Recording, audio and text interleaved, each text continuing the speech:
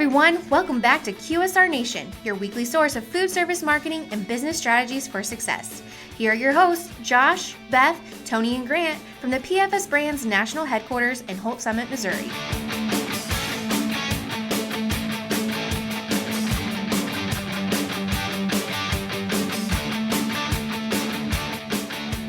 Hey everyone, thanks for tuning in to another episode of QSR Nation. This morning, one more podcast coming to you from the Ameristar Casino here at the Grit Summit. It's me and Anthony here, and we have a guest that's joining us today, Mike Gambill with Well McLean, is that right? Yep.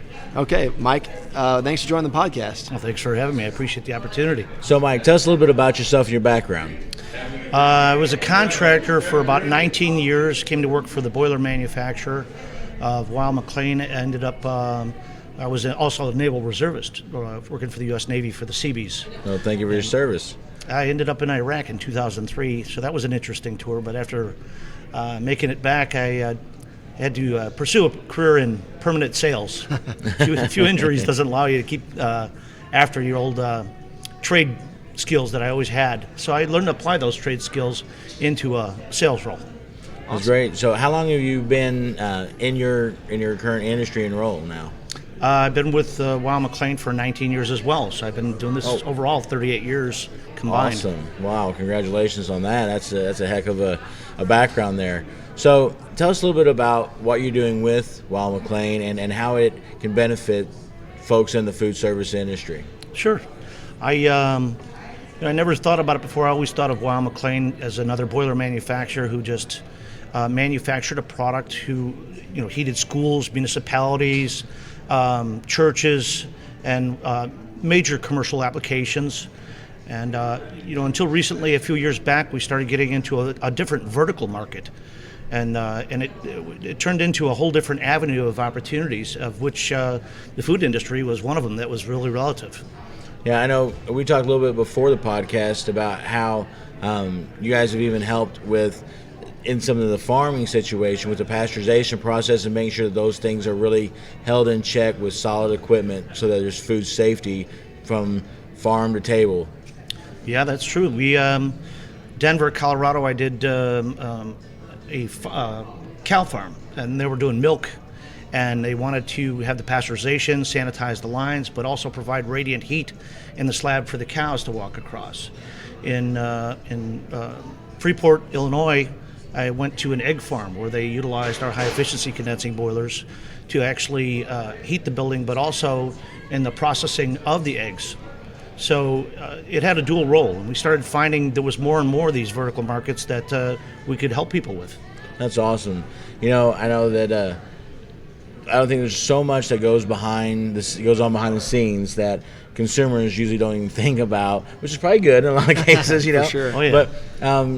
But also, as the suppliers to these manufacturers of finished goods that can come out, I mean, having people who are using the right equipment that can make sure that it's efficient, making sure that it's safe, to give them the output that they need to help create this good finished product.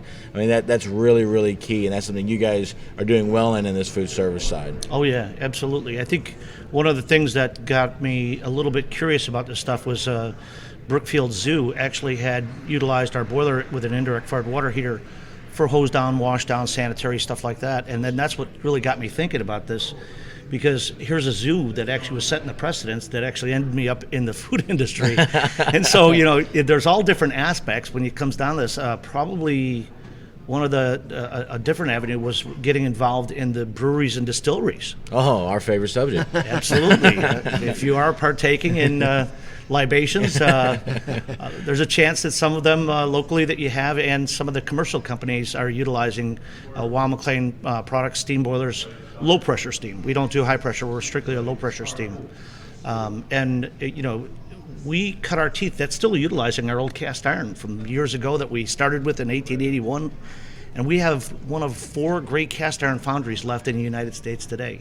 Oh, wow. And so we are one of the companies can still say, cast iron boilers, we are still made in America, American owned and operated. That's a big thing. I know at least for me personally, I know for several of us, That we look for that. We love to see a continuing innovation here in our own country that we can continue to support with those purchases. So in that brewery process, I mean, what type of with the distilleries and stuff? I mean, is it just because I drink it, but I don't make it. So I mean, what is that distillery boiler? What does all that kind of incorporate and look like? The design of a brewery years ago was they used to take a burner and direct fire under a kettle. It's kind of the old, here we are close to October, the old witch's brew, Yeah. And so the problem is that it's hard when the energy transfers into the water, the temperature is different from the bottom to the top. Okay, so it's hard to control a constant temperature in that product. Mm-hmm. By utilizing a steam boiler and a double wall kettle, what they do is they provide the steam in the outer portion of the kettle, and you provide 2 injection points where they put the steam in, and they can control the temperature in the kettle and the product more consistently. So this is something that you look forward to in trying to make a quality product when you're putting it together, whether you're making a whiskey, a vodka, or a beer, as well as pasteurizing eggs or milk. Right. So you're in that same wheelhouse where you're trying to have very good consistency in controlling the temperature to make the best quality product you can. Yeah. Well, and consistency is key regardless of what you do, because once a consumer tries that product, especially if they like it, they expect it to be the same experience the very next time and every time after that. Right. It's hard to keep people consistent coming in and out of a restaurant if we can't be consistent in what we're producing to them. And those resources of those goods are a key role in that. Yeah.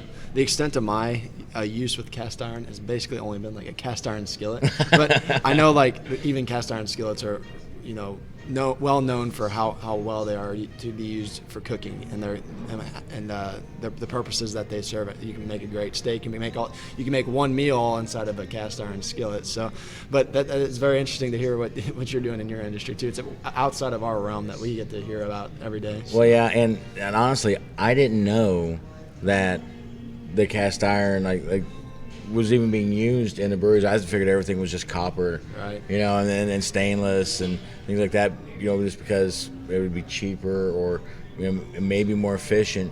But there's probably something with the cast iron, like you're mentioning. Grandma, you didn't wash your cast iron skillet. You might rinse it out, but you didn't wash it. So you're going to lose all that seasoning. That's right. That's right. That's right.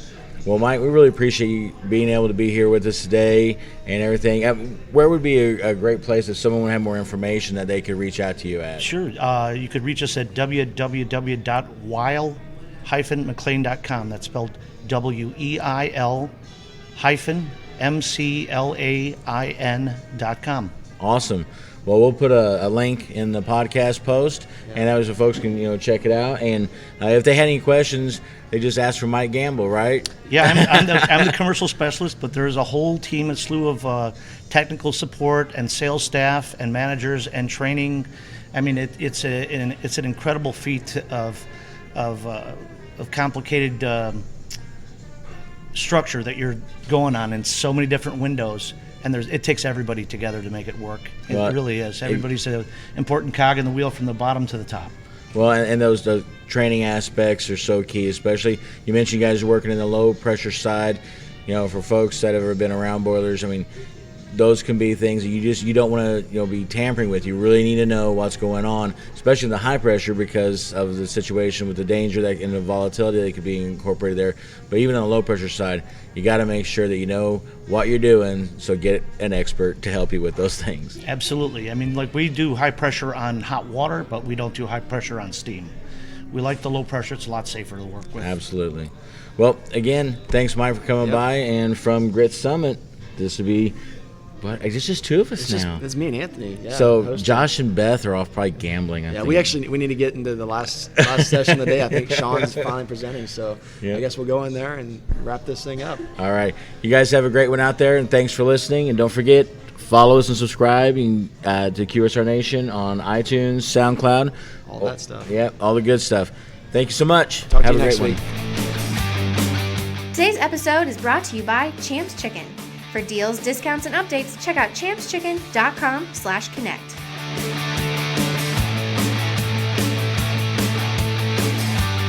Be sure to stop by next week for another episode of QSR Nation, and be sure to check us out online at pfsbrands.com/podcast.